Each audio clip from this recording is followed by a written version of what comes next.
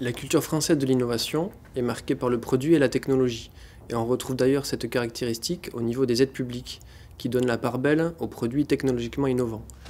De notre côté, on s'est appuyé sur le cabinet Erdine pour bâtir un concours qui est ouvert à toutes les formes d'innovation.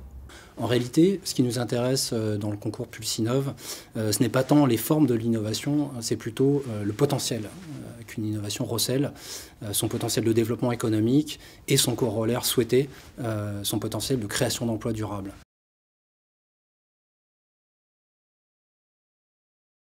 On peut commencer par des innovations qui sont visibles par le client.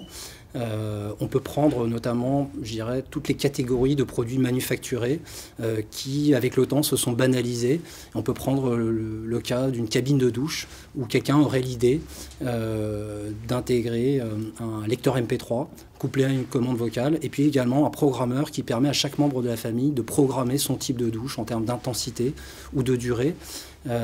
Et on voit bien dans un cas comme celui-là qu'en intégrant des technologies, on n'a pas nécessairement une innovation technologique en tant que telle, mais on a un projet finalement qui est moins risqué et avec des belles perspectives de chiffre d'affaires grâce à la différenciation qu'on apporte. Ça, je dirais, c'était pour ce qui était des produits. Si on prend un exemple maintenant de services, on peut prendre l'exemple d'une technologie logicielle qui exploite des données satellitaires d'observation terrestre pour faire du suivi du mûrissement de fruits, logiciel qui serait intégré en fait dans un service logiciel proposé à des exploitants agricoles. Une autre manière finalement assez simple de représenter les différentes formes d'innovation, c'est de prendre des exemples qui sont devenus courants autour de nous, qui sont des noms comme l'ABS dans l'automobile, le Wi-Fi, le CRM, les 5S dans l'industrie, la vidéo à la demande, mais encore les chèques cadeaux, la géolocalisation, le e-learning ou bien encore les services de découpe laser, qui finalement aujourd'hui paraissent banals, mais étaient en leur temps de réelles innovations de rupture et qui bien souvent couplent produits et services.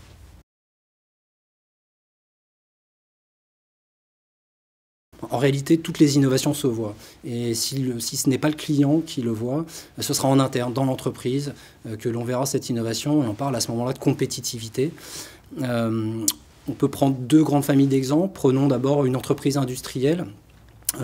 Une entreprise industrielle, par exemple, qui viendrait à intégrer un système de contrôle qualité de ses produits en ligne, plutôt que de les extraire, de les échantillonner et de les amener dans un laboratoire de métrologie, il est évident que l'entreprise fera des gains de productivité et donc de compétitivité. C'est le cas également si elle parvient à mettre un système de recyclage en interne pour réutiliser des produits chutés.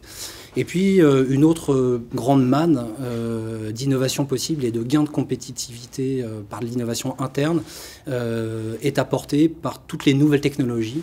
On peut penser au très haut débit, au cloud, aux tablettes tactiles, à des logiciels de travail collaboratif, à la dématérialisation et bien d'autres encore qui, si l'entreprise est la première dans son secteur à bien l'intégrer et également à en diffuser les usages, va prendre un vrai gain compétitif par rapport à ses concurrents, ce qui lui permet d'avoir des belles perspectives de développement de chiffre d'affaires.